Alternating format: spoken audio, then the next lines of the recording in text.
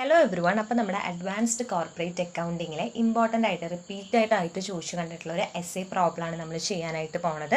Consolidated balance sheet, holding കമ്പനിയുടെയും subsidiary കമ്പനിയുടെയും consolidated balance sheet prepare ചെയ്യണതാണ് ക്വസ്റ്റ്യൻ കേട്ടോ. അപ്പോൾ നമുക്ക് പെട്ടെന്ന് പ്രോബ്ലത്തിലേക്ക് പോവാം.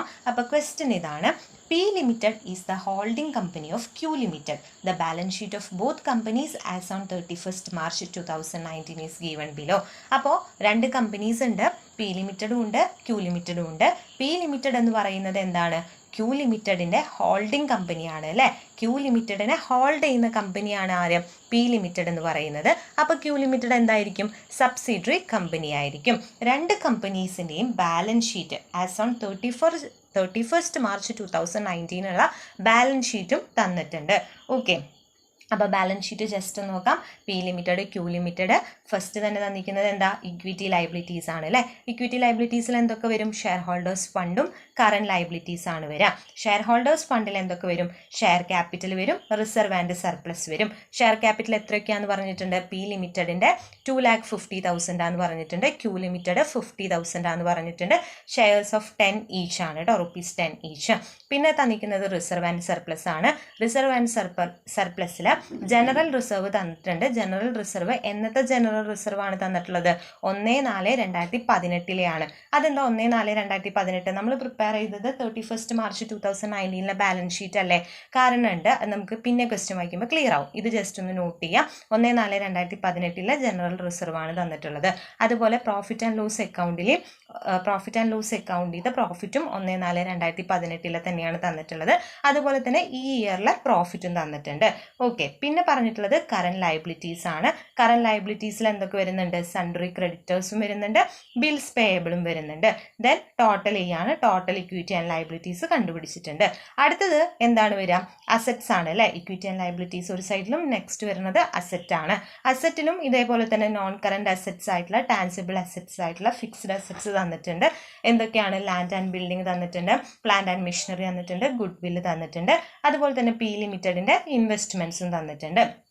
പിന്നെ കറണ്ട് അസറ്റുകളാണ് തന്നിട്ടുള്ളത്: debtors, bills receivable, inventory, bank, cash, total assets. Okay, ഇത് നമുക്ക് ക്വസ്റ്റ്യനിൽ ഓൾറെഡി തന്നിട്ടുള്ള എന്താണ്? പ്രിപ്പയർ ചെയ്ത് വെച്ചിട്ടുള്ള ബാലൻസ് ഷീറ്റ് ആണ്. ഇതിൽ നിന്നാണ് നമ്മൾ എന്ത് പ്രിപ്പയർ ചെയ്യേണ്ടത്? കൺസോളിഡേറ്റഡ് ബാലൻസ് ഷീറ്റ് പ്രിപ്പയർ ചെയ്യേണ്ടത്. നെക്സ്റ്റ് അവർ കുറച്ച് അഡ്ജസ്റ്റ്മെൻറ്റ്സ് പറഞ്ഞിട്ടുണ്ട്. ഈ അഡ്ജസ്റ്റ്മെൻറ്റ്സ് ആണ് നമ്മൾ മെയിനായിട്ട് എന്ത് ചെയ്യേണ്ടത്? നോട്ട് ചെയ്യേണ്ടത്. ഇനി എന്താണ്? P limited acquired 3,000 shares of Q limited of face value of ₹10 each at a price of 42,500 on 1/4/2018. നമ്മൾ റിസർവ് ആൻഡ് സർപ്ലസ് പറഞ്ഞപ്പോൾ അവിടെ പറഞ്ഞു അല്ലേ, ജനറൽ റിസർവ് ഒക്കെ 1/4/2018 തന്നിട്ടുള്ളത്. അതെന്തുകൊണ്ടാണ്? 1/4/2018 എന്തുണ്ടായി? പി ലിമിറ്റഡ് ക്യൂ ലിമിറ്റഡിൻ്റെ കയ്യിൽ നിന്ന് 3,000 ഷെയർസ് അക്വയർ ചെയ്തു, പർച്ചേസ് ചെയ്തു. അത് പർച്ചേസ് ചെയ്തപ്പം അതിൻ്റെ ഫേസ് വാല്യൂ എത്ര രൂപയാണ്? ₹10 ഈച്ച് ആണ്. എത്ര രൂപയ്ക്കാണ് അവർ അക്വയർ ചെയ്തിട്ടുള്ളത്? പി ലിമിറ്റഡ് 42,500 അക്വയർ ചെയ്തിട്ടുള്ളതെന്ന് പറഞ്ഞിട്ടുണ്ട്. ഓക്കെ, ക്ലിയർ അല്ലേ? പിന്നെ പറഞ്ഞിട്ടുള്ളത് എന്താണ്? നമ്മുടെ പി ലിമിറ്റഡിൻ്റെ ഡെപ്റ്റേഴ്സും ബിൽസ് റിസീവബിളും ഉണ്ടല്ലോ. നമ്മളിവിടെ പറഞ്ഞു, അസറ്റ്സ് പറഞ്ഞപ്പോൾ ഡെപ്റ്റേഴ്സും ബിൽസ് റിസീവബിളും പി ലിമിറ്റഡിനുണ്ട് എന്ന് പറഞ്ഞു. ഇതിൽ നമുക്ക് ഈ ഡെറ്റേഴ്സിൽ നിന്നും ബിൽസ് റിസീവബിളും ക്യൂ ലിമിറ്റഡിൻ്റെ കയ്യിൽ നിന്ന് കിട്ടാനുണ്ട്. ഇത്രേ, ക്യൂ ലിമിറ്റഡിൻ്റെ കയ്യിൽ നിന്ന് ഡെറ്റേഴ്സ് ഒരു 12,500 ബിൽസ് റിസീവബിൾ ഒരു എത്രയാണ്? 4,000 നമുക്ക് പി ലിമിറ്റഡിന് കിട്ടാനുണ്ട്. അത് ആരുടെ കയ്യിൽ നിന്നാണ് കിട്ടാനുള്ളതെന്നാണ് പറയണേ? ക്യൂ ലിമിറ്റഡിൻ്റെ കയ്യിൽ നിന്നാണ് കിട്ടാനുള്ളതെന്ന് പറഞ്ഞിട്ടുണ്ട്. അതൊരു അഡ്ജസ്റ്റ്മെൻ്റ് ആണ്. പിന്നെ പറയുന്നത് the stock in hands of Q limited include goods purchased from P limited at 5,000 which include profit charged by P limited at 25% on cost. പിന്നെ പറയുന്നത് എന്താണ്? ക്യൂ ലിമിറ്റഡിൻ്റെ കയ്യിൽ സ്റ്റോക്ക് ഉണ്ട്. ആ സ്റ്റോക്കിൽ ഒരു 5,000 നമ്മൾ ആരുടെ കയ്യിൽ നിന്ന് പർച്ചേസ് ചെയ്ത ഗുഡ്സാണ്? പി ലിമിറ്റഡിൻ്റെ കയ്യിൽ നിന്ന് പർച്ചേസ് ചെയ്തിട്ടുണ്ട്. ഇത്രേ, അതിൽ പി ലിമിറ്റഡിൻ്റെ കയ്യിൽ നിന്ന് പർച്ചേസ് ചെയ്തപ്പോൾ പി ലിമിറ്റഡ് എന്ത് ചാർജ് ചെയ്തിട്ടുണ്ട്? പ്രോഫിറ്റ് ചാർജ് ചെയ്തിട്ടുണ്ട്. എങ്ങനെയാണ്? 25% ഓൺ കോസ്റ്റുമെയാണ് എന്ത് ചെയ്തിട്ടുള്ളത്? പ്രോഫിറ്റ് ചാർജ് ചെയ്തിട്ടുള്ളതെന്ന് പറഞ്ഞിട്ടുണ്ട്. അവിടെ നിന്ന് നമുക്ക് എന്ത് കിട്ടും? ഒരു അൺറിയലൈസ്ഡ് പ്രോഫിറ്റ് കിട്ടും. അത് നമുക്ക് പ്രോബ്ലം ചെയ്യുമ്പോൾ കറക്റ്റായിട്ട് ചെയ്യാം. ഇത്ര അറിഞ്ഞിരിക്കുക, ക്യൂവിൻ്റെ കയ്യിലുള്ള സ്റ്റോക്കിൽ കുറച്ച് ഗുഡ്സ് ആരുടെ കയ്യിൽ നിന്ന് പർച്ചേസ് ചെയ്തിട്ടുണ്ട്, പി ലിമിറ്റഡിൻ്റെ കയ്യിൽ നിന്ന് പർച്ചേസ് ചെയ്തിട്ടുണ്ട്. അതുപോലെ both the companies have proposed 10% dividend for 2018-19. 2018-19ക്ക് രണ്ട് കമ്പനീസും എന്ത് പ്രപ്പോസ് ചെയ്തിട്ടുണ്ട്, ഒരു 10% ഡിവിഡൻഡും പ്രപ്പോസ് ചെയ്തിട്ടുണ്ട്. ലാസ്റ്റ് എന്താ പറഞ്ഞിരിക്കണേ, പ്രിപ്പയർ കൺസോളിഡേറ്റഡ് ബാലൻസ് ഷീറ്റ്. നമ്മളോട് എന്ത് പ്രിപ്പയർ ചെയ്യാനായിട്ടാണ് പറഞ്ഞിരിക്കണേ, കൺസോളിഡേറ്റഡ് ബാലൻസ് ഷീറ്റ് പ്രിപ്പയർ ചെയ്യാനായിട്ടാണ് പറഞ്ഞിട്ടുള്ളത്. ഓക്കെ അല്ലേ, ക്ലിയർ അല്ലേ? ഇതാണ് ക്വസ്റ്റ്യൻ. ഇനി നമ്മൾ ഫസ്റ്റ് ചെയ്യേണ്ടത് കൺസോളിഡേറ്റഡ് ബാലൻസ് ഷീറ്റ് പ്രിപ്പയർ ചെയ്യുന്നതിന് മുന്നേ ഈ പറഞ്ഞിരിക്കുന്ന അഡ്ജസ്റ്റ്മെൻറ്റ്സിൽ നിന്ന് നമുക്ക് കുറച്ച് സാധനങ്ങൾ കണ്ടുപിടിക്കാനായിട്ടുണ്ട്. നമ്മൾ കൺസോളിഡേറ്റഡ് ബാലൻസ് ഷീറ്റിൽ എഴുതേണ്ട കുറച്ച് ഐറ്റംസ് ഉണ്ട്. അതാണ് നമ്മൾ എന്ത് ചെയ്യേണ്ടത്, ഫസ്റ്റ് കണ്ടുപിടിക്കേണ്ടത്. ഓക്കെ, അപ്പോൾ നമ്മൾ ഫസ്റ്റ് കണ്ടുപിടിക്കേണ്ടത് എന്താ, computation of holding company share. ഇവിടെ നമ്മൾ ഹോൾഡിംഗ് കമ്പനി ഏതാന്ന് പറഞ്ഞു, പി ലിമിറ്റഡ് ആണെന്ന് പറഞ്ഞില്ലേ. ആ പി ലിമിറ്റഡിന് എത്ര ഷെയർ ഉണ്ട് എന്നുള്ളത് നമ്മൾ ആദ്യം എന്ത് ചെയ്യണം, കണ്ടുപിടിക്കണം. അപ്പോൾ പി ലിമിറ്റഡിന് ഹോൾഡിംഗ് കമ്പനി, ഓക്കെ, ഹോൾഡിംഗ് കമ്പനിക്ക് എത്ര ഷെയർ ഉണ്ട് എന്ന് അറിയണേക്കാളും മുന്നേ നമുക്ക് എന്ത് ചെയ്യാം, ക്യൂ ലിമിറ്റഡ് അതല്ലേ നമ്മുടെ സബ്സിഡറി കമ്പനി, ആ ക്യൂ ലിമിറ്റഡിൻ്റെ ടോട്ടൽ ഷെയർ എത്രയാണെന്ന് നോക്കാം. ക്യൂ ലിമിറ്റഡിന് ടോട്ടൽ ഷെയർ എത്രയുണ്ട്, നമ്മളിവിടെ നമ്മുടെ ക്വസ്റ്റ്യനിൽ ഓൾറെഡി തന്നിരുന്നു. ഷെയർ ക്യാപിറ്റൽ ക്യൂ ലിമിറ്റഡിൻ്റെ എത്രയാ, 50,000 അല്ലേ. അത് എത്ര വെച്ചിട്ടാണ്, ₹10 ഈച്ച് വെച്ചിട്ടാന്ന് പറഞ്ഞു അല്ലേ. അപ്പോൾ ഒരു ഷെയർ എന്ന് പറഞ്ഞു കഴിഞ്ഞാൽ 50,000 ബൈ എത്രയാ, 10 അല്ലേ. അപ്പോൾ മൊത്തം എത്ര ഷെയർസ് ഉണ്ട്, ക്യൂ ലിമിറ്റഡിന് 5,000 ഷെയർസ് ആണ് എന്തുള്ളത്, ടോട്ടൽ ഉള്ളത് അല്ലേ. അങ്ങനെയാണെങ്കിൽ പി ലിമിറ്റഡിൻ്റെ ഷെയർ എത്രയായിരിക്കും, പി ലിമിറ്റഡിൻ്റെ ഷെയർ എന്ന് പറഞ്ഞു കഴിഞ്ഞാൽ പി ലിമിറ്റഡ് എത്രയാണ് അക്വയർ ചെയ്തത് ക്യൂ ലിമിറ്റഡിൻ്റെ കയ്യിൽ നിന്ന്, പി ലിമിറ്റഡ് എത്ര അക്വയർ ചെയ്തിട്ടുണ്ട്, ക്യൂ ലിമിറ്റഡിൻ്റെ കയ്യിൽ നിന്ന് 3,000 ആണ് എന്ത് ചെയ്തിട്ടുള്ളത്, അക്വയർ ചെയ്തിട്ടുള്ളത്. പി ലിമിറ്റഡ് 3,000 അക്വയർ ചെയ്തു. ക്യൂ ലിമിറ്റഡിന് ടോട്ടൽ എത്ര ഷെയർ ഉണ്ട്, 5,000 ഷെയർ ഉണ്ട് അല്ലേ. അപ്പം 5,000 ഷെയർസിൽ പി ലിമിറ്റഡ് അക്വയർ ചെയ്തിരിക്കുന്നത് എത്രയാണ്, 3,000 ഷെയർസ് ആണ്. അപ്പോൾ പി ലിമിറ്റഡിൻ്റെ ഷെയർ എന്ന് പറയുന്നത് എത്രയാ, 3/5 ആണ്. ഓക്കെ ആണോ, ക്ലിയർ ആണോ? അങ്ങനെയാണ് നമ്മൾ ഹോൾഡിംഗ് കമ്പനിയുടെ ഷെയർ കണ്ടുപിടിക്കുക. ഓക്കെ അല്ലേ. അപ്പോൾ ജസ്റ്റ് എന്ത് ചെയ്യുക, ക്യൂ ലിമിറ്റഡിന് ടോട്ടൽ ഷെയർസ് എത്രയുണ്ടെന്ന് നോക്കുക. അതിൽ എത്രയാണോ പി ലിമിറ്റഡ് അക്വയർ ചെയ്തിട്ടുള്ളത് അതാണ് എന്തെന്ന് പറയുന്നത്, നമ്മുടെ ഹോൾഡിംഗ് കമ്പനിയുടെ ഷെയർ എന്ന് പറയുന്നത്. ഇനി ഇതുപോലെ തന്നെ നമ്മൾ അതർ ഷെയർ ഹോൾഡേഴ്സിൻ്റെ ഷെയർ കണ്ടുപിടിക്കണം. അതായത് ഹോൾഡിംഗ് കമ്പനി സബ്സിഡറി കമ്പനി മാത്രമായിരിക്കില്ലല്ലോ, അതർ ഷെയർ ഹോൾഡേഴ്സ് ഉണ്ടായിരിക്കില്ലേ. അതർ ഷെയർ ഹോൾഡേഴ്സിന് എത്ര കിട്ടും, മൊത്തം ക്യൂ ലിമിറ്റഡിന് എത്ര ഷെയർസേ ഉള്ളൂ, 5,000 ഷെയർസ് അല്ലേ ഉള്ളൂ. അതിൽ 3,000 ആര് അക്വയർ ചെയ്തു, ഹോൾഡിംഗ് കമ്പനി അക്വയർ ചെയ്തു. അപ്പോൾ ബാക്കി എത്രയായിരിക്കും അതർ ഷെയർ ഹോൾഡേഴ്സിന് ഉണ്ടായിരിക്കുക, 2,000 അല്ലേ. അപ്പോൾ 2,000 ബൈ 5,000. അപ്പോൾ എത്ര ഷെയർ ആയിരിക്കും അതർ ഷെയർ ഹോൾഡേഴ്സിനുള്ളത്, 2/5 ആയിരിക്കും. ഓക്കെ, ഈ അതർ ഷെയർ ഹോൾഡേഴ്സിനുള്ളതിനെ നമ്മൾ നോൺ കൺട്രോളിങ് ഇൻട്രസ്റ്റ് എന്നാണ് പറയുക കേട്ടോ. അതർ ഷെയർ ഹോൾഡേഴ്സിൻ്റെ ഇതിനെ നമ്മൾ എന്താ പറയുക, നോൺ കൺട്രോളിങ് ഇൻട്രസ്റ്റ് എന്നാണ് പറയുക. നമ്മുടെ കൺസോളിഡേറ്റഡിൽ നമ്മളിത് ഉൾപ്പെടുത്തേണ്ടി വരും.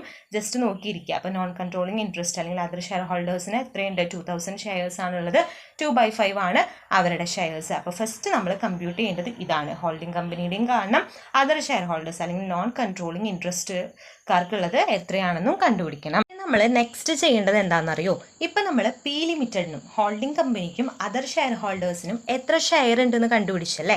ഇനി ഇവർക്ക് എത്ര വെച്ചിട്ട് പ്രോഫിറ്റ് കിട്ടും, നമുക്ക് ഓൾറെഡി ഉള്ള പ്രോഫിറ്റിനെ ഇവരുടെ ഷെയർ വെച്ചിട്ട് എത്ര പ്രോഫിറ്റാണ് കിട്ടുക എന്ന് പറഞ്ഞിട്ട് നമ്മൾ ഇവർക്ക് എന്ത് ചെയ്ത് കൊടുക്കണം, നമ്മുടെ കയ്യിലുള്ള പ്രോഫിറ്റിനെ ഡിവൈഡ് ചെയ്ത് കൊടുക്കണം. ഓക്കെ, അപ്പോൾ നമ്മുടെ കയ്യിൽ എന്തുണ്ട്, 2 ടൈപ്പ് പ്രോഫിറ്റ് ഉണ്ടായിരിക്കും. 2 ടൈപ്പ് പ്രോഫിറ്റ് ഉണ്ടായിരിക്കും. എന്തൊക്കെയാണ്, ക്യാപിറ്റൽ പ്രോഫിറ്റും ഉണ്ടായിരിക്കും, അതുപോലെ തന്നെ റവന്യൂ പ്രോഫിറ്റും ഉണ്ടായിരിക്കും. ഇനി നിങ്ങൾക്ക് ഡൗട്ട് ഉണ്ടാവും, 2 പ്രോഫിറ്റ് ഉണ്ട്, അതെങ്ങനെ ക്യാപിറ്റൽ പ്രോഫിറ്റ് ഏതാണെന്നറിയാം, എങ്ങനെയാണ് റവന്യൂ പ്രോഫിറ്റ് ഏതാണെന്നറിയാമെന്ന് ഡൗട്ട് ഉണ്ടായിരിക്കും അല്ലേ. ഇവിടെ എന്നാണ് പർച്ചേസ് ചെയ്തിരിക്കുന്നത്, പി ലിമിറ്റഡ് ക്യൂ ലിമിറ്റഡിൻ്റെ കയ്യിൽ നിന്ന് പർച്ചേസ് ചെയ്തിരിക്കുന്നത് അല്ലെങ്കിൽ അക്വയർ ചെയ്തിരിക്കുന്നത് ഏത് ഡേറ്റിനാണ്, 1/4/2018 ഈ 1/4/2018 വരെയുള്ള എല്ലാ പ്രോഫിറ്റുകളും എന്ത് പ്രോഫിറ്റ് ആയിരിക്കും, അതുവരെ നമുക്ക് കിട്ടിയിരിക്കുന്ന എല്ലാ പ്രോഫിറ്റുകളും ക്യാപിറ്റൽ പ്രോഫിറ്റ് ആയിരിക്കും. അത് കഴിഞ്ഞ് വന്നിരിക്കുന്ന പ്രോഫിറ്റുകളായിരിക്കും എന്തെന്ന് പറയുന്നത്, റവന്യൂ പ്രോഫിറ്റ് എന്ന് പറയുന്നത്. ഓക്കെ അല്ലേ. ഈ പർച്ചേസ് ചെയ്ത ഡേറ്റ് ഉണ്ടല്ലോ, ആ ഡേറ്റ് വരെയുള്ള എല്ലാ പ്രോഫിറ്റും എന്ത് പ്രോഫിറ്റ് ആയിരിക്കും, ക്യാപിറ്റൽ പ്രോഫിറ്റ് ആയിരിക്കും. ആ ഡേറ്റ് കഴിഞ്ഞിട്ട് വരണ പ്രോഫിറ്റ് എന്ത് പ്രോഫിറ്റ് ആയിരിക്കും, റവന്യൂ പ്രോഫിറ്റ് ആയിരിക്കും. അപ്പം നമുക്കിവിടെ നമ്മുടെ ബാലൻസ് ഷീറ്റിലേക്ക് തിരിച്ചു വരാം. ഇവിടെ നമ്മുടെ പ്രോഫിറ്റിൻ്റെ ഏരിയയിലേക്ക് വരാം. അപ്പോൾ ഇവിടെ എന്തൊക്കെ വന്നിട്ടുണ്ട്, ജനറൽ റിസർവ് വന്നിട്ടുണ്ട് അല്ലേ. അപ്പം നമുക്ക് എന്തെടുക്കാം, ഫസ്റ്റ് ജനറൽ റിസർവ് എടുക്കാം. ജനറൽ റിസർവ് ഏത് ഡേറ്റിലെയാണ്, 1/4/2018 വരെയുള്ളതാണ് തന്നിട്ടുള്ളത് അല്ലേ. അപ്പോൾ ജനറൽ റിസർവ് എന്താ, ക്യാപിറ്റൽ പ്രോഫിറ്റ് അല്ലേ. ക്യാപിറ്റൽ പ്രോഫിറ്റ് ആണ്. ജനറൽ റിസർവ്, ആരുടെ ജനറൽ റിസർവ് നമ്മൾ എടുക്കാം? നമ്മുടെ ക്യൂ ലിമിറ്ററിൻ്റെ മാത്രം എടുക്കാനായിട്ട് പാടുള്ളൂ കേട്ടോ. നമ്മൾ ഡിവൈഡ് ചെയ്ത് കൊടുക്കുമ്പോൾ പി ലിമിറ്ററിൻ്റെ എടുക്കരുത്, അത് അതേപോലെ അവിടെ ഇടുക. ക്യൂ ലിമിറ്ററിൻ്റെ സബ്സിഡറി കമ്പനിയുടെ എടുക്കുക. ഇവിടെ ജനറൽ റിസർവ് എത്രയാണ്? 25,000. അപ്പോൾ ക്യാപിറ്റൽ പ്രോഫിറ്റിൽ നമ്മൾ 25,000 നേടി. അത് 1/4/18 നമ്മളിവിടെ ക്യാപിറ്റലിൽ എഴുതിയത്. ഇവിടെ 1/4/18 ഇല്ലായിരുന്നെങ്കിൽ നമ്മൾ എവിടെ എഴുതും? റവന്യൂവിലാണ് എഴുതുക കേട്ടോ, മറക്കരുത്. അതേപോലെ തന്നെ നെക്സ്റ്റ് P&L അക്കൗണ്ടിലും 1/4/18 വരെയുള്ളതാണ് കൊടുത്തിട്ടുള്ളത്. എത്രയാണ്? 10,000 അല്ലേ ക്യൂ ലിമിറ്റഡിൻ്റെ? ആ 10,000 എഴുതുക. ഇതാണ് നമ്മുടെ എന്തെന്ന് പറയുന്നത്? ക്യാപിറ്റൽ പ്രോഫിറ്റ് എന്ന് പറയുന്നത്. പിന്നെ ഇതിൽ ഒരു പ്രോഫിറ്റ് കൂടി കൊടുത്തിട്ടുണ്ട് അല്ലേ? പ്രോഫിറ്റ് ഫോർ ഇയർ കൊടുത്തിട്ടുണ്ട്. അത് ആ ഒരു ഇയർലി ആണ്, 2019 ആ ഒരു ഇയറിലെ പ്രോഫിറ്റ് ആണ്. അപ്പം അത് നമ്മുടെ എന്തായിരിക്കും? ക്യാപിറ്റൽ ആയിരിക്കുമോ റവന്യൂ പ്രോഫിറ്റ് ആയിരിക്കുമോ? റവന്യൂ പ്രോഫിറ്റ് ആയിരിക്കും അല്ലേ? അപ്പോൾ പ്രോഫിറ്റ് ഫോർ ഇയർ എന്ന് പറഞ്ഞിട്ട് നമ്മൾ എന്തിൽ കാണിക്കണം? റവന്യൂ പ്രോഫിറ്റിൽ എത്രയാണ് കാണിക്കേണ്ടത്? 11,250 കാണിക്കണം. 11,250 കാണിക്കണം. ഓക്കെ അല്ലേ? അപ്പം നമുക്ക് ടോട്ടൽ പ്രോഫിറ്റ് കിട്ടും. ഇവിടെ ക്യാപിറ്റൽ പ്രോഫിറ്റ് എത്ര കിട്ടി? 35,000 കിട്ടും. റവന്യൂ പ്രോഫിറ്റ് 11,250 കിട്ടും. ഓക്കെ അല്ലേ? ക്ലിയർ അല്ലേ? ഇത് രണ്ടും നമ്മൾ എന്ത് ചെയ്ത് കൊടുക്കണം? നമ്മൾ നമ്മുടെ ഹോൾഡിംഗ് കമ്പനി ആയിട്ടുള്ള പി ലിമിറ്റഡിനും അതർ ഷെയർ ഹോൾഡേഴ്സിനെ നോൺ കൺട്രോളിങ് ഇൻട്രസ്റ്റ് എന്ന് പറയാം, അവർക്കും ഷെയർ ചെയ്ത് കൊടുക്കണം. എങ്ങനെ ഷെയർ ചെയ്ത് കൊടുക്കാം? പി ലിമിറ്റഡിന് 35,000 എത്ര ഷെയർ കൊടുക്കണം? പി ലിമിറ്റഡിന് എത്ര ഷെയർ ഉണ്ട് നമ്മൾ ഓൾറെഡി കണ്ടുപിടിച്ച് വെച്ചില്ലേ? 3/5 ആണ് അല്ലേ? അപ്പോൾ 35,000 × 3/5 ചെയ്യുമ്പോൾ ഇവിടെ 21,000 വരും. അതുപോലെ തന്നെ നോൺ കൺട്രോളിങ് ഇൻട്രസ്റ്റിന് എത്ര കൊടുക്കണം? 35,000 2/5 കൊടുത്താൽ മതി. എത്രയായിരിക്കും ഇവിടെ? 14,000 വരും. അതുപോലെ തന്നെ റവന്യൂ പ്രോഫിറ്റും കൊടുക്കണം കേട്ടോ. റവന്യൂ പ്രോഫിറ്റ് എത്രയാണ്? 11,250 അല്ലേ? 11,250 × 3/5 ചെയ്യുക. അപ്പോൾ നമുക്ക് 6,750 കിട്ടും. അതുപോലെ 11,250 × 2/5 ചെയ്യുമ്പോൾ നമുക്ക് എത്ര കിട്ടും? 4,500 കിട്ടും. ഇങ്ങനെയാണ് നമ്മൾ എന്ത് ചെയ്യേണ്ടത്?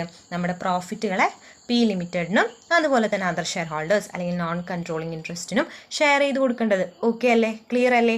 അപ്പോൾ നമ്മൾ ആദ്യം ഷെയർ ചെയ്ത് കൊടുത്തു, ഷെയർസ് എത്രയാണെന്ന് കണ്ടുപിടിച്ചു. പിന്നെ നമ്മൾ പ്രോഫിറ്റും അവർക്ക് ക്യാപിറ്റൽ പ്രോഫിറ്റും റവന്യൂ പ്രോഫിറ്റും കണ്ടുപിടിച്ചിട്ട് ഡിവൈഡ് ചെയ്ത് കൊടുത്തു. ഈ ക്യാപിറ്റൽ പ്രോഫിറ്റ് എങ്ങനെയാണ്, റവന്യൂ പ്രോഫിറ്റ് എങ്ങനെയാണെന്ന് ഓർത്തിരിക്കുക. ആ പർച്ചേസ് ചെയ്ത ഡേറ്റ് വരെ കിട്ടുന്ന പ്രോഫിറ്റ് ക്യാപിറ്റൽ പ്രോഫിറ്റും പർച്ചേസ് ചെയ്ത ഡേറ്റ് കഴിഞ്ഞ് കിട്ടുന്ന പ്രോഫിറ്റ് റവന്യൂ പ്രോഫിറ്റുമാണ്. തെറ്റിക്കരുത് കേട്ടോ. നെക്സ്റ്റ് നമ്മൾ കാൽക്കുലേറ്റ് ചെയ്യേണ്ടത് calculation of good will or capital reserve ആണ്. അതായത് ഇതിൽ ഒന്നെങ്കിൽ എന്തുണ്ടായിരിക്കും? ഗുഡ് വിൽ ഉണ്ടായിരിക്കും, അല്ലെങ്കിൽ എന്തുണ്ടായിരിക്കും? ക്യാപിറ്റൽ റിസർവ് ഉണ്ടായിരിക്കും. അത് ഏതാണെന്നുള്ളത് നമ്മൾ എന്ത് ചെയ്യണം? കാൽക്കുലേറ്റ് ചെയ്താണ് കണ്ടുപിടിക്കേണ്ടത്. അപ്പോൾ അതെങ്ങനെയാണ് കണ്ടുപിടിക്കുക? അത് കണ്ടുപിടിക്കാനായിട്ട് ആദ്യം പർച്ചേസ് പ്രൈസ് എടുക്കുക. എന്തെടുക്കുക? Purchase price. ഈ ക്വസ്റ്റ്യനിൽ നമ്മുടെ പർച്ചേസ് പ്രൈസ് എന്ന് പറയുന്നത് എത്രയാണ്? എത്ര രൂപയ്ക്കാണ് പർച്ചേസ് ചെയ്തിരിക്കണേ? 42,500 അല്ലേ? 42,500 പർച്ചേസ് ചെയ്തിട്ടുള്ളത്. അപ്പോൾ നമ്മൾ എന്തെടുത്തു? 42,500 എടുത്തു.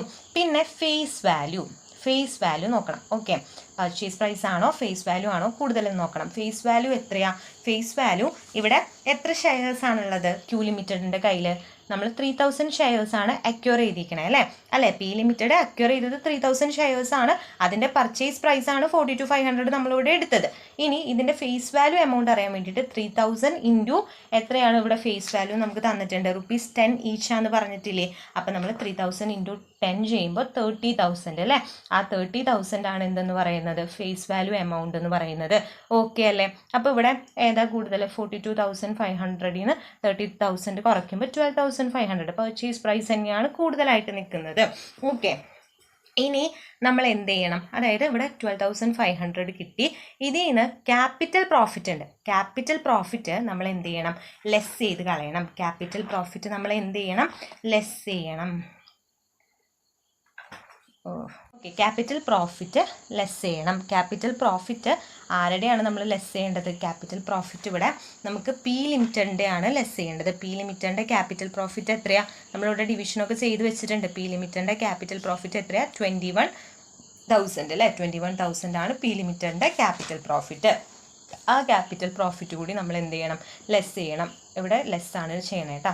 ക്യാപിറ്റൽ പ്രോഫിറ്റ് ലെസ് ചെയ്യുമ്പോൾ നമുക്ക് എത്ര കിട്ടും? 8,500 കിട്ടും.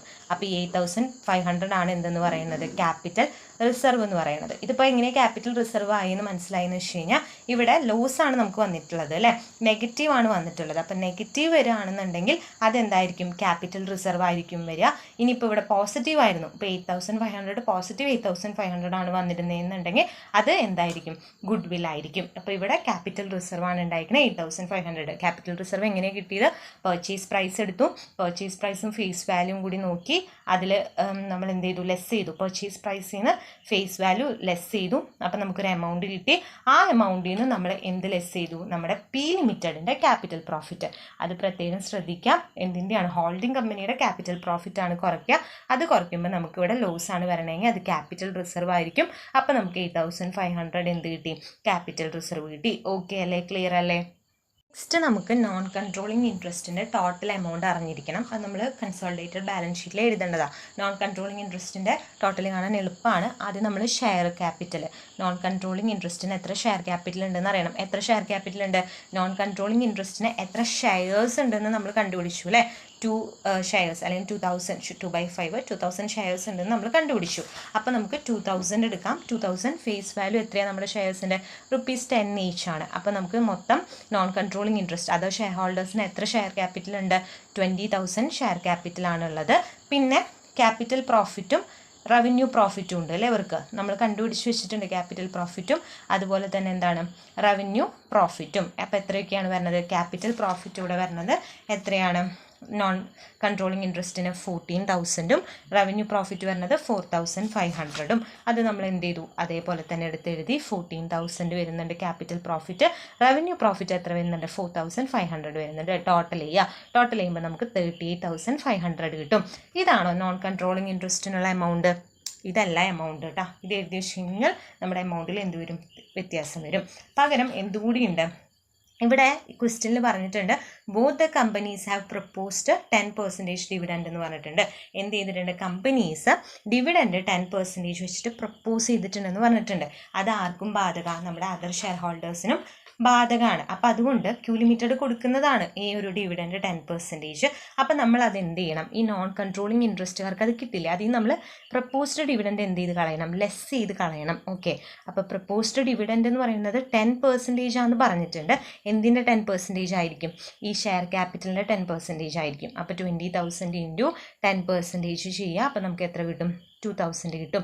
അപ്പോൾ ഈ 38,500 നിന്ന് ഈ 2,000 കുറച്ച് കഴിഞ്ഞാൽ 36,500 ആണ് നോൺ കൺട്രോളിങ് ഇൻട്രസ്റ്റ് ആയിട്ട് നമ്മൾ നമ്മുടെ കൺസോളിഡേറ്റഡ് ബാലൻസ് ഷീറ്റിൽ എഴുതേണ്ടത് കേട്ടോ. ഓക്കെ അല്ലേ? ക്ലിയർ അല്ലേ? പ്രപ്പോസ്ഡ് ഡിവിഡൻഡ് ലെസ് ചെയ്യാനായിട്ട് മറക്കരുത്. ക്വസ്റ്റ്യൻ പറഞ്ഞിട്ടുണ്ടെന്നുണ്ടെങ്കിൽ ഉറപ്പായിട്ട് നമ്മൾ ഇതിൽ നിന്ന് ലെസ് ചെയ്തിരിക്കണം. പ്രപ്പോസ്ഡ് ഡിവിഡൻഡ് നമ്മൾ കാണിക്കും. എവിടെയാണ് കാണിക്കുക? കൺസോളിഡേറ്റഡ് ബാലൻസ് ഷീറ്റിൽ നമ്മൾ കറണ്ട് ലയബിലിറ്റീസ് ആയിട്ട് നമ്മൾ സെപ്പറേറ്റ് കാണിക്കും. അപ്പോൾ അതുകൊണ്ട് തന്നെ ഇവിടെ കാണിക്കേണ്ട കാര്യമില്ല. നോൺ കൺട്രോളിങ് ഇൻട്രസ്റ്റിൽ നമ്മൾ അത് എന്ത് ചെയ്ത് കളയണം? ലെസ് ചെയ്ത് കളയണം. ഓക്കെ അല്ലേ? ക്ലിയർ അല്ലേ? നെക്സ്റ്റ് ആണ് കാൽക്കുലേഷൻ ഓഫ് അൺറിയലൈസ്ഡ് പ്രോഫിറ്റ്. ഇനി ഈ ഒരു ഐറ്റം കൂടി നമ്മുടെ അഡ്ജസ്റ്റ്മെൻറ്റ്സിൽ ഉള്ളൂ കേട്ടോ. ഓക്കെ അല്ലേ? അപ്പോൾ നമ്മുടെ അൺറിയലൈസ്ഡ് പ്രോഫിറ്റ് നമ്മൾ കാണണം. ഈ അൺറിയലൈസ്ഡ് പ്രോഫിറ്റിൻ്റെ കാൽക്കുലേഷൻ എവിടെയാണ് വരുന്നത്? ഒരു സ്റ്റോക്കിൻ്റെ കാര്യം നമ്മൾ പറഞ്ഞിരുന്നു അല്ലേ? സ്റ്റോക്ക് ക്യൂ ലിമിറ്റഡിൻ്റെ കയ്യിലുണ്ട്. പി ലിമിറ്റഡിൻ്റെ സ്റ്റോക്ക് 5,000 സെല്ലിംഗ് പ്രൈസ് ആണ്. അതിൻ്റെ പ്രോഫിറ്റ് ചാർജ് ചെയ്തിരിക്കുന്നത് 25% ഓൺ കോസ്റ്റിലാണെന്നൊക്കെ പറഞ്ഞു. ഓക്കെ. അപ്പോൾ നമുക്ക് ആ ഒരു പ്രോഫിറ്റ് എത്രയാണ് അൺറിയലൈസ്ഡ് ആയിട്ടുള്ള പ്രോഫിറ്റ് എന്ന് കണ്ടുപിടിക്കണം. അപ്പോൾ അത് കാണാനായിട്ട് നമുക്കിവിടെ എന്ത് തന്നിട്ടുണ്ട്? സ്റ്റോക്ക് 5,000ൻ്റെ ആണ് പറഞ്ഞിട്ടുണ്ട് അല്ലേ? 5,000 ആണ് പി ലിമിറ്റഡിൻ്റെ സെല്ലിംഗ് പ്രൈസ്. സ്റ്റോക്ക് 5,000 സെല്ലിംഗ് പ്രൈസാണ്. കാരണം പി ലിമിറ്റഡിൻ്റെ നിന്ന് കിട്ടിയ പ്രൈസാണ് നമ്മൾ എഴുതി വെച്ചിട്ടുള്ളത്. അപ്പോൾ അതെന്തായിരിക്കും? സെല്ലിംഗ് പ്രൈസ് ആയിരിക്കും. പിന്നെ പ്രോഫിറ്റ് എന്താണെന്ന് പറഞ്ഞിട്ടുണ്ട്? കോസ്റ്റിൻ്റെ 25% ആണെന്നും പറഞ്ഞിട്ടുണ്ട്. 25% ഓൺ കോസ്റ്റ് ആണെന്ന് പറഞ്ഞിട്ടുണ്ട്. അപ്പോൾ സെല്ലിംഗ് പ്രൈസ് എന്ന് പറയുന്നത് എന്താണ്? കോസ്റ്റ് പ്ലസ് പ്രോഫിറ്റ് ആണ്. കോസ്റ്റിൻ്റെ കൂടെ അതിൻ്റെ പ്രോഫിറ്റ് കൂടി ആഡ് ചെയ്യുമ്പോഴാണ് നമുക്ക് സെല്ലിംഗ് പ്രൈസ് കിട്ടുക. അപ്പോൾ ഇവിടെ 25% ഓൺ കോസ്റ്റ് എന്ന് പറഞ്ഞിട്ടുണ്ട്. എന്ത്? പ്രോഫിറ്റ് എന്ന് പറയുന്നത് കോസ്റ്റിൻ്റെ മേലെ 25% പറഞ്ഞിട്ടുണ്ട്. അപ്പോൾ പ്രോഫിറ്റ് എത്രയാണ്? 25% ആയിരിക്കും. അപ്പോൾ ഇവിടെ കോസ്റ്റിൻ്റെ മേലെയല്ലേ പ്രോഫിറ്റ്? അപ്പോൾ ഇവിടെ കോസ്റ്റ് എത്രയായിരിക്കും? 100% ആയിരിക്കും. അങ്ങനെയാണെങ്കിൽ സെല്ലിംഗ് പ്രൈസ് എത്രയാണ്? 125% ആയിരിക്കും. ഓക്കെ അല്ലേ? അതായത് എന്തിൻ്റെ മേലെയാണോ നമുക്ക് പെർസെൻറ്റേജ് തന്നിരിക്കുന്നത് അത് എപ്പോഴും 100% ആയിരിക്കും. ബാക്കി നമുക്ക് തന്നിരിക്കുന്ന പെർസെൻറ്റേജ് പ്രോഫിറ്റ് ആയിരിക്കും. സെല്ലിംഗ് പ്രൈസ് ഇത് രണ്ടും കൂടി കൂട്ടിയിട്ടുള്ള എമൗണ്ട് ആയിരിക്കും. അങ്ങനെയാണെങ്കിൽ അൺറിയലൈസ്ഡ് പ്രോഫിറ്റ് കാണാനായിട്ട് എന്ത് ചെയ്താൽ മതി? നമുക്കിവിടെ സെല്ലിംഗ് പ്രൈസ് അറിയാം അല്ലേ? സെല്ലിംഗ് പ്രൈസ് എത്രയാണ്? 5,000 ആണ്. 5,000/125 × 25. ഓക്കെ. ഇങ്ങനെ ചെയ്ത് കഴിഞ്ഞാൽ നമുക്ക് എന്ത് കിട്ടും? നമ്മുടെ അൺറിയലൈസ്ഡ് പ്രോഫിറ്റ് കിട്ടും. അൺറിയലൈസ്ഡ് പ്രോഫിറ്റ് ഇത് ചെയ്യുമ്പോൾ എത്ര കിട്ടുക? 1,000 ആണ് കിട്ടുക. ഓക്കെ അല്ലേ? ക്ലിയർ അല്ലേ? അപ്പോൾ ജസ്റ്റ് എന്തറിഞ്ഞിരിക്കാം? ഇവിടെ നമുക്ക് തന്നിരിക്കുന്നത് പി ലിമിറ്റഡിൻ്റെ കയ്യിൽ നിന്ന് നമുക്ക് കിട്ടിയിരിക്കുന്ന റേറ്റ് ആണ്, സ്റ്റോക്ക് കിട്ടിയിരിക്കുന്ന റേറ്റ്. അപ്പോൾ അതെപ്പോഴും എന്തായിരിക്കും, സെല്ലിംഗ് പ്രൈസ് ആയിരിക്കും. പിന്നെ പ്രോഫിറ്റ് എന്ന് പറയുന്നത് കോസ്റ്റിൻ്റെ മേലെ 25% ആണെന്ന് പറഞ്ഞിട്ടുണ്ട്. അപ്പോൾ പ്രോഫിറ്റ് 25% ആണെന്ന് നമുക്കറിയാം. പിന്നെ എന്തിൻ്റെ മേലെയാണോ പറഞ്ഞിരിക്കുന്നത് അത് നമ്മൾ ഫുള്ളായിട്ട് എടുക്കുക, 100% ആയിട്ട് എടുക്കുക. രണ്ടും കൂടി ആഡ് ചെയ്യുമ്പോൾ 125% കിട്ടും. അൺറിയലൈസ്ഡ് പ്രോഫിറ്റ് എന്ന് പറയുന്നത് selling price by 125 into 25. Okay, ഇങ്ങനെയാണ് നമുക്ക് എന്ത് കിട്ടുക, അൺറിയലൈസ്ഡ് പ്രോഫിറ്റ് കിട്ടുക. ഓക്കെ അല്ലേ, ക്ലിയർ അല്ലേ?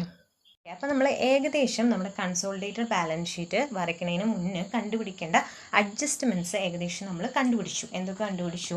നമ്മൾ ഷെയർ കമ്പ്യൂട്ട് ചെയ്തു, ഹോൾഡിംഗ് കമ്പനിക്കും അതുപോലെ തന്നെ അതർ ഷെയർ ഹോൾഡേഴ്സിന് അല്ലെങ്കിൽ നോൺ കൺട്രോളിങ് ഇൻട്രസ്റ്റിനുള്ള ഷെയർസ് കണ്ടുപിടിച്ചു. എന്നിട്ട് അവർക്ക് ക്യാപിറ്റൽ പ്രോഫിറ്റും റവന്യൂ പ്രോഫിറ്റും എന്ത് ചെയ്ത് കൊടുത്തു, ഡിവൈഡ് ചെയ്ത് കൊടുത്തു. ഓക്കെ, ഷെയർസ് അവർക്ക് അവരുടെ ഷെയറിനനുസരിച്ച് ഡിവൈഡ് ചെയ്ത് കൊടുത്തു. പിന്നെ നമ്മൾ ഗുഡ്വിൽ ആണോ ക്യാപിറ്റൽ റിസർവ് ആണോ എന്ന് കാൽക്കുലേറ്റ് ചെയ്തു.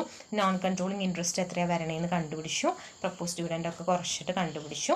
അതുപോലെ ഒരു സ്റ്റോക്കിൻ്റെ കാര്യം പറഞ്ഞിട്ടുണ്ടായിരുന്നു. അപ്പോൾ നമ്മൾ അൺറിയലൈസ്ഡ് പ്രോഫിറ്റും കാൽക്കുലേറ്റ് ചെയ്തു. ഇത്രയും അഡ്ജസ്റ്റ്മെൻറ്റ്സ് ആണ് നമ്മൾ ഏകദേശം ഈ ഒരു കട്ടയിൽ ഉണ്ടായിരുന്നത്. അത് നമ്മൾ തീർത്തിട്ടുണ്ട്. ഇനി നമ്മൾ കൺസോളിഡേറ്റഡ് ബാലൻസ് ഷീറ്റ് പ്രിപ്പയർ ചെയ്യണു. ഈ പറഞ്ഞ നമ്മൾ കണ്ടുപിടിച്ച കുറച്ച് സാധനങ്ങളൊക്കെ അതിൽ എഴുതുന്നു, അത്രേ ഉള്ളൂ. പിന്നെ അതിൽ വരിക നമ്മുടെ ഡെറ്റേഴ്സിൻ്റെയും ബിൽസ് റിസീവബിളിൻ്റെ ഒരു സംഭവം ഇവിടെ പറഞ്ഞിട്ടുണ്ടായിരുന്നു. ഒരു എത്രയാണ് 12,500ഉം 4,000ഉം ഉണ്ടെന്ന് പറഞ്ഞിട്ടുണ്ടായിരുന്നു. അതൊന്ന് ജസ്റ്റ് ലെസ് ചെയ്യേണ്ട ഒരു സംഭവം, ഒരു അഡ്ജസ്റ്റ്മെൻറ്റ് വരുന്നുണ്ട്. അത് നമ്മൾ കൺസോളിഡേറ്റഡ് ബാലൻസ് ഷീറ്റ് ചെയ്യുമ്പോൾ നമുക്ക് അതിൻ്റെ ഒപ്പം ചെയ്ത് പോവാം. ഓക്കെ, അപ്പോൾ ഇത്രയും പറഞ്ഞ അഡ്ജസ്റ്റ്മെൻറ്റ്സ് നിങ്ങൾക്ക് ഓക്കെ ആയി ക്ലിയർ ആയെന്ന് വിചാരിക്കുന്നു. ഇനി നമ്മൾ നെക്സ്റ്റ് ചെയ്യുക എന്താ, കൺസോളിഡേറ്റഡ് ബാലൻസ് ഷീറ്റാണ്. അത് നമ്മളിപ്പോൾ ചെയ്യുന്നില്ല, നെക്സ്റ്റ് വീഡിയോയിൽ ഇടാം. കാരണം ഇതിൽ ഇപ്പോൾ അതിൻ്റെ കൂടെ ആഡ് ചെയ്ത് കഴിഞ്ഞാൽ ഭയങ്കര ലോങ് ആയി പോകും, നിങ്ങൾക്ക് ഒന്നും മനസ്സിലാവില്ല. അപ്പോൾ ഇത് എന്ത് ചെയ്യുക, ജസ്റ്റ് നോക്കിയിട്ട് ക്വസ്റ്റ്യനും ഈ അഡ്ജസ്റ്റ്മെൻറ്റ്സും ഒന്ന് പക്കാക്കി വയ്ക്കുക. അത് കഴിയുമ്പോഴേക്കും നമുക്ക് കൺസോളിഡേറ്റഡ് ബാലൻസ് ഷീറ്റിൻ്റെ വീഡിയോ ഇടാം. അപ്പോൾ അതും ജസ്റ്റ് കണ്ടു കഴിഞ്ഞാൽ നിങ്ങൾക്ക് ഈ ഒരു ക്വസ്റ്റ്യൻ എന്താവും, ക്ലിയർ ആയിട്ട് മനസ്സിലാവും. അപ്പോൾ ഇത്രയും പറഞ്ഞത് ഓക്കെ ആയി, യൂസ്ഫുൾ ആയെന്ന് വിചാരിക്കുന്നു. വീഡിയോ യൂസ്ഫുൾ ആയെന്ന് വിചാരിക്കുന്നു. വീഡിയോ യൂസ്ഫുൾ ആയിട്ടുണ്ട്. ഇനി ഇതുപോലത്തെ വീഡിയോസ് കിട്ടണമെന്നുണ്ട്. നമ്മുടെ ചാനൽ ഇതൊരു സബ്സ്ക്രൈബ് ചെയ്തിട്ടില്ല എന്നുണ്ടെങ്കിൽ ജസ്റ്റ് ഒന്ന് സബ്സ്ക്രൈബ് ചെയ്തേക്കാം. പിന്നെ നിങ്ങൾക്ക് എന്തെങ്കിലും ഡൗട്ടോ സജഷൻസോ ഉണ്ടെങ്കിൽ കമൻറ്റ് ബോക്സിൽ കമൻറ്റ് ചെയ്യുക. ഇതിൻ്റെ നോട്ട്സ് നമ്മൾ ടെലിഗ്രാം ഗ്രൂപ്പിൽ ഇടുന്നുണ്ട്. അപ്പോൾ അതിൽ ജോയിൻ ചെയ്യാത്തവരുണ്ടെങ്കിൽ കമൻറ്റ് ബോക്സിലും ഡിസ്ക്രിപ്ഷനിലും ലിങ്ക് കൊടുക്കാം. അതിലും ജസ്റ്റ് ഒന്ന് ജോയിൻ ചെയ്യാം കേട്ടോ.